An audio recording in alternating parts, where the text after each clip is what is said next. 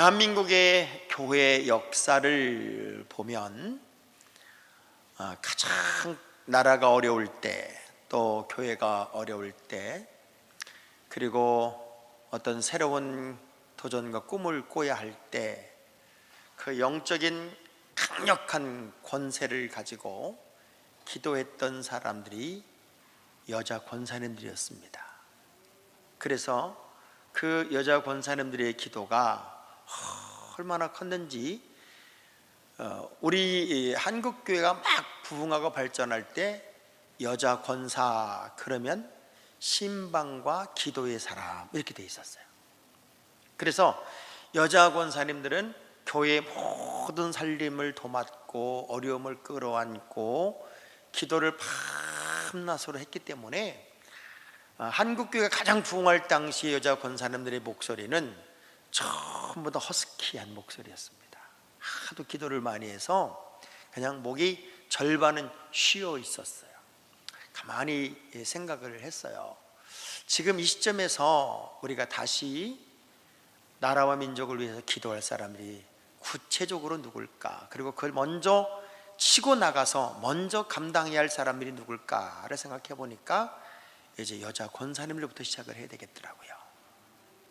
신앙의 내공이 배어 있고, 그리고 영적인 깊이를 가슴에 품고 있고, 누구보다도 많은 살림을 해왔기 때문에 이 문제를 내가 끌어안고 하나님께 먼저 기도하는 모범을 보이고, 또 한국교회가 이어졌던 그 권사님들의 기도의 영성을 좀 이어가서 우리가 새벽부터 깨우고 기도하면 좋겠다 하는 감동이 확 오는데, 우리 교회도 이제 여자 권사님들부터 깨어서 새벽부터 기도하고, 또 기도의 불을 밝혀서 나라와 민족을 위한 기도, 또 재단을 위한 기도에 거룩한 불쏘시개들이 꼭 되면 나머지 분들은요 그냥 알아서 척척척척 얼어붙어요.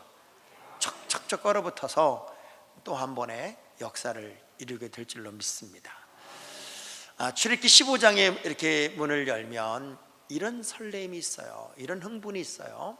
홍해를 가르고 이스라엘 백성들이 애국 군대가 다 물에 수장되는 장면을 보면서 이제 무태당됐을 때, 그 모든 처음부터 지금까지의 광경 속에 역사하셨던 하나님을 생각하면 노래가 안 나올 리가 없어요. 기쁨의 환호가 안 나올 리가 없단 말이에요.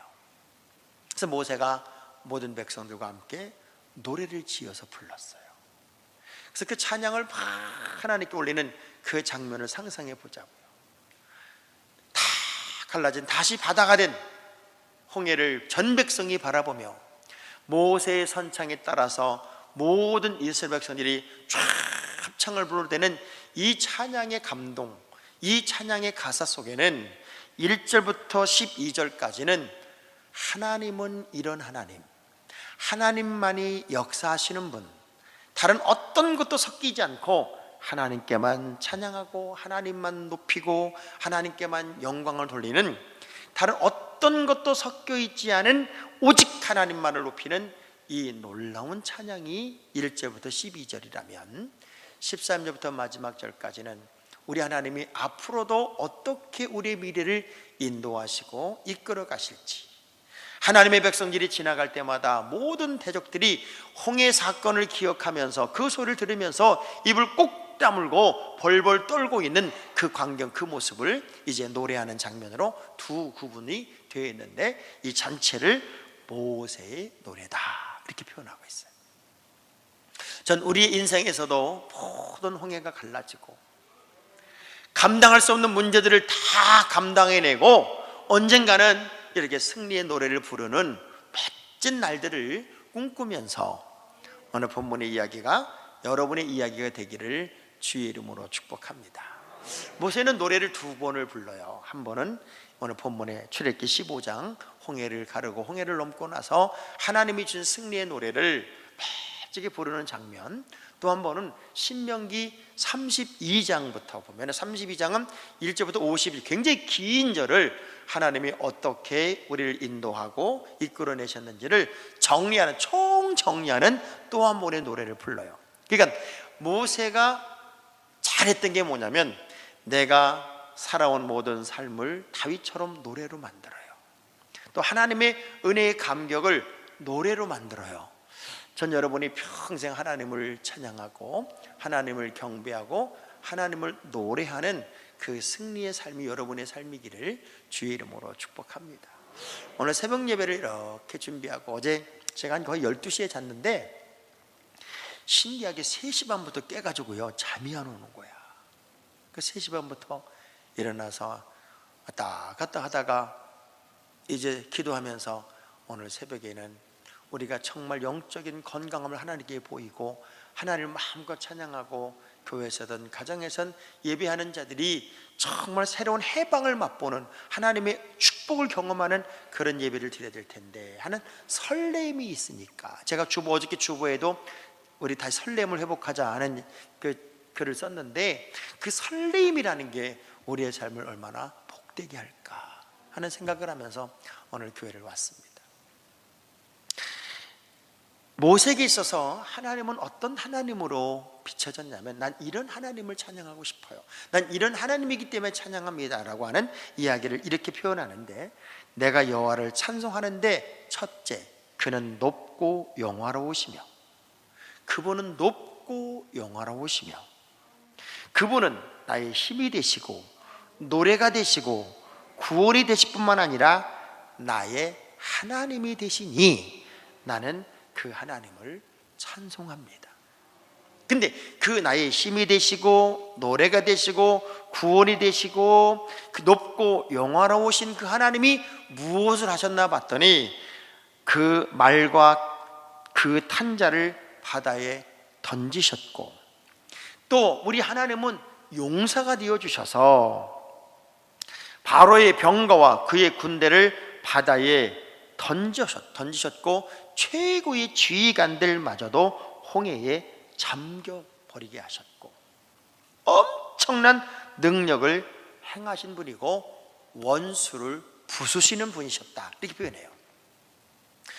자, 우리가 그냥 하나의 거대한 홍해 사건을 성경적 관점으로만 보지 말고 내 개인적인 사건을 한번 봅시다. 내 개인적인 사건, 내 개인적인 사건으로 인생의 벽을 만났어요.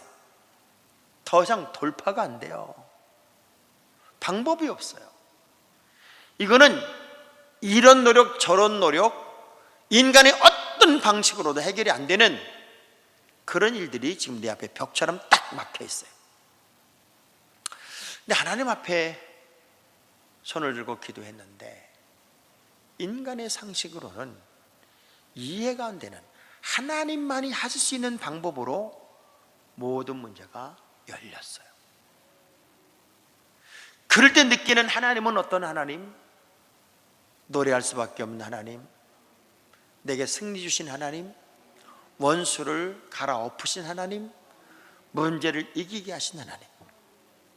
사실 지금 우리 교회들이 당하고 있는 어떤 상황도 그런 벽과 같은 상황이에요. 그렇지만 하나님이 어느 순간 홍해 같은 상황을 확 여실 때 이와 동일한 일들이 왜 안 일어나겠습니까? 우린 그 하나님의 전능하심을 믿는 거지요. 무슨 신앙생활이 취미생활 아닙니다. 세상 사람들은 그렇게 생각해요. 세상 사람들은 무슨 교회가 가도 되고 안 가도 되고 예배를 드려도 안 되고 취미생활 정도인 줄 알아요. 남는 시간을 이용해서 그냥 특별한 사람들이 취미생활한다 이렇게 착각하고 있어요. 그래서 댓글이 붙고 그래서 교회를 비난하고 욕을 해요. 그런데 우리 그리스도인들에게 있어서 예배는, 신앙생활은 생명이에요. 생명, 영생을 보장받는 천국의 소망이에요. 자, 그럼 그리스도인들에게 소망을 끊어버리면 무슨 의미가 있냔 말이에요. 근데 하나님은 이런 상황들을 열어서 이제 다시금 우리에게 역전의 때를 허락할 겁니다. 자, 근데 애국 군인들이 이스라엘 그 탈출한 모든 백성들을 쫓아가면서 무슨 생각을 했냐면 9절 한번 볼게요. 9절을 한번 보면 원수가 말하기를 내가 뒤쫓아 따라잡아 탈취물을 나누리라, 내가 그들로 말미암아 내 욕망을 채우리라. 야, 이거 기가 막힌 얘기입니다. 내가 내 칼을 빼리니 내 손이 그들을 멸하리라 하였으나, 자, 이 얘기가 뭐냐면 애굽의 군대들이요 이스라엘 쫓아가면서 무슨 생각들을 하냐면 내가 뒤쫓아 따라잡아서 탈취하고 그들이 가져간 걸 다 뺏어서 이제 우리가 나눠 갖자. 거기 기가 막힌 얘기 있어요. 내가 그들로 말미암아 내 욕망을 채우리라. 모든 여자들을 겁탈하고 그것들 다 잡아 죽이되 욕구 욕망도 해결하고 필요도 다 뺏고, 그러니까 이들이 이스라엘 백성들을 생포해서 잡아오려고 한 게 아니었어요. 다 죽이려고 한 거예요. 그리고 자신들의 욕망을 다 채우려고 쫓아왔어요. 원수라는 게요 이렇게 무서운 거예요. 어쩌면 불신앙의 사람들, 영적으로 깨어있지 못한 사람들, 어둠과 빛이 공존할 수 없다, 하나님과 마귀가 공존할 수 없듯이 이 어둠의 세력과 하나님의 백성이 함께 갈 수 없어요. 우리가 마지막까지 저 영혼들을 구원해내기에 노력은 하지만 저 지옥 갈 인생들을, 예수 안 믿고 예수를 저주하는 저들은 그냥 지옥 갈 인생에 불과한 거예요. 치근하고 불쌍하고 안쓰럽죠. 우리 삶이 이 세상으로만 끝일 것 같으면 우리 주님 뭐라 그래요? 가장 미련하고 불쌍한 사람들이 예수 믿는 사람이라고 그랬어요. 그러나 우리는 영원한 본향을 따라가요. 근데 원수들은 어느 정도로, 이 애굽의 세상의 사람들은 어느 정도로 무섭냐면, 저 예수 믿는 것들 다 때려잡아 죽이자. 지금요 교회 기사 하나만 나오면요 거기 달리는 댓글은 나 뜨거워서 볼 수가 없어요. 그렇게 프레임을 걸어버렸어요. 이 기독교를 요참에 아주 그냥 약화시키고 죽여버리자라고 하는 어떤 프레임을 걸어버린 것 같아요. 그래서 예수 안 믿는 80%를 기독교의 적대적 관계로 만들기 위한 방송, 어제도 MBC에서 별 난리를 부리는 방송을 하더라고요. 이런 모든 것들이 이제 더 씌워서 기독교를 누르려고 하지만 하나님은요 홍해 가르시는 분이에요. 여리고 무너뜨리시는 분이에요. 우리 하나님의 백성들이 그렇게 호락호락한 존재가 아니란 말이에요. 그 원수가 하는 얘기 좀 보세요. 이거는 정상적인 게 아니잖아요. 근데 하나님은 이런 애굽의 군대를 그야말로 모든 걸 다 갖추고 있었어요. 맞닥뜨렸으면 이스라엘 백성들 한 명도 살아남을 수가 없어요. 근데 하나님은요 만나지도 않게 하시고 부딪히지도 않게 하시고 빼내시고 덮어버리셔요. 그게 하나님의 역사예요. 우리 그 역사를 믿는 사람들이지 하나님의 능력을 믿는 사람들이지 무슨 요식행위, 신앙생활이 무슨 취미생활, 남는 시간 주일 하나님 교회 오는 거 그런 게 아니란 말이죠. 하나님의 역사가 이렇게 멋져요. 어느 날 하나님의 백성들을 구원해낸 하나님의 이야기가 온 세상에 퍼질 때 이스라엘 백성들이 지나가는 모든 동선마다 어떤 일이 벌어질까요? 14절 볼게요. 14절. 여러 나라가 듣고 떨며 블레셋 주민이 두려움에 잡히며 에돔 두령들이 놀람에 모압 영웅이 떨림에 잡히며 가나안 주민이 다 낙담하니이다. 놀람과 두려움이 그들에게 임함에 주의 팔이 크므로 그들이 돌같이 침묵하였으니 여호와여 주의 백성이 통과하기까지, 주의 백성이 통과하기까지, 곧 주께서 하신 백성이 통과하기까지 하나님이 함께합니다. 하나님의 거룩한 역사, 하나님의 거룩한 이야기, 하나님의 백성들이 통과하기까지 하나님은 붙잡고 계시고 동행하시고 역사하시고 전능하시고 강하시고 용사가 되시고 군대를 바다에 던지실 만큼 강력하신 분이 내 하나님. 우린 그 하나님을 노래하는 거예요. 그 하나님을 찬양하는 거예요. 그 하나님을 경배하는 거예요. 그것이 이스라엘 백성들에게 역사하신 것이 지금 우리에게도, 여러분의 삶 속에서도 반드시 열매로, 역사로 나타나게 될 줄로 믿으시면 아멘.